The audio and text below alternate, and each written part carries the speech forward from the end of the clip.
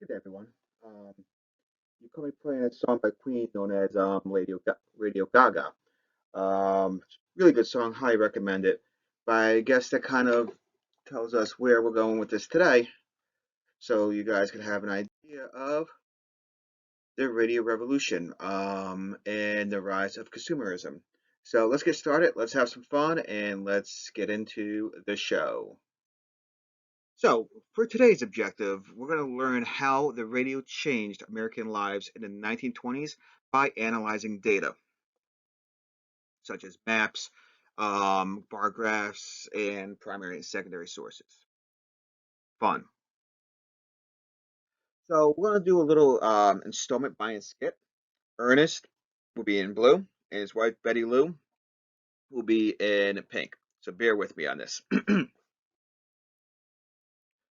Have you heard of the automobile yet? No, I talked it over with John, and he felt that we cannot afford one. Mr. Budge, who lives in your town, has one, and they are not as well off as you are. Yes, I know. Their second installment came due, and they now have no money to pay for it. What did they do? Lose the car? No, they got money and paid the installment.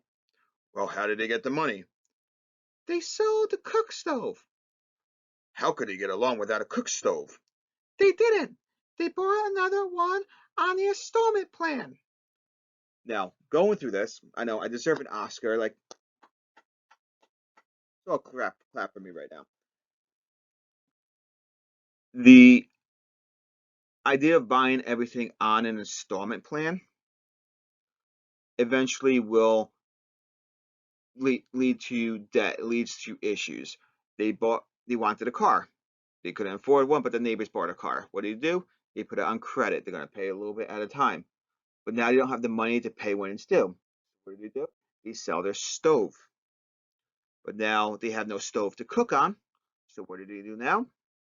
They buy another stove on an installment plan. So they're not really helping themselves. They're just pushing off the problem later, and the problem's going to get bigger and bigger as time goes on. Hopefully that makes sense.